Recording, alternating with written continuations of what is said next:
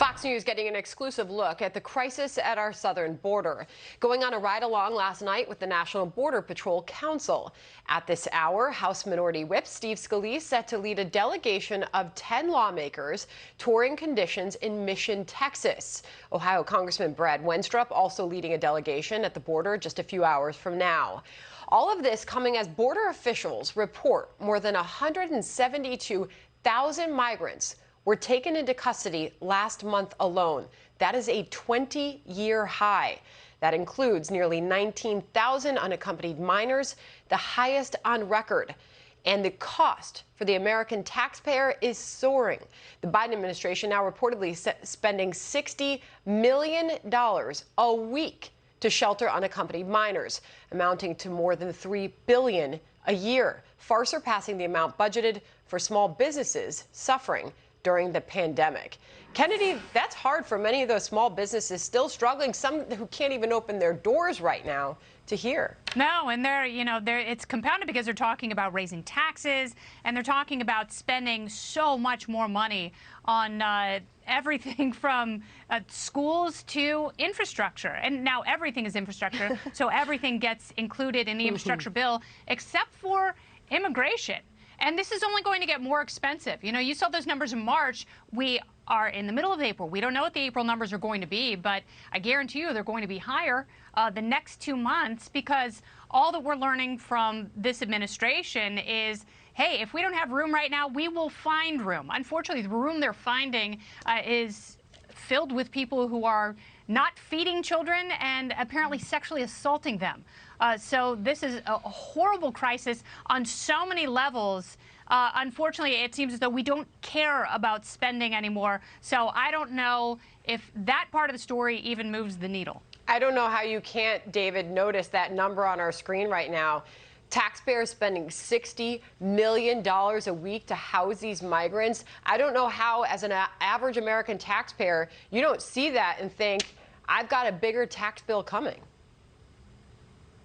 Yeah, well, I have a feeling I'm going to have a pretty consistent theme throughout this show, which is that the Democrats are here to destroy every norm. We talked about that in the previous segment at a political level, meaning the machinery of our government and separation of powers and that sort of thing. And what we're up to now is 172,000 people, migrants. You just said that, 172,000 migrants last month alone coming to this country. Now, I'm pretty sure there's still a pandemic, or I think that's what they're telling us. There's still a pandemic, right? So that's one issue. But, you know, we have so many other problems in the United States on top of the 60 million a month. We have so many things going on right now, sort of politically, economically, and with the pandemic, everything else, that it's like maybe there's a moment where we just have to take care of our house, get our house in order, and really put a pause to all of this. But they don't want to pause. Let's not forget, when it was Trump as president, AOC was down at the border with her fake photo shoot with her hand on her face, buckled over, crying that there were kids in cages, and this is like the Holocaust and concentration camps and the rest of that nonsense.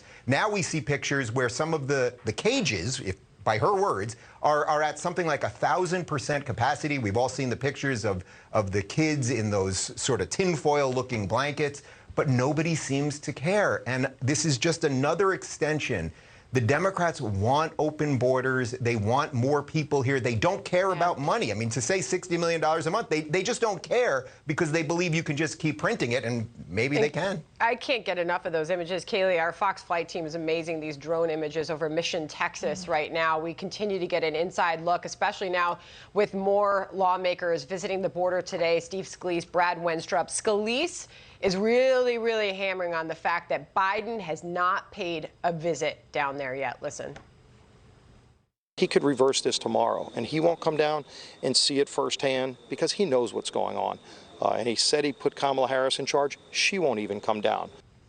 What is happening that they think that they can get away with having a crisis at the border and not visiting?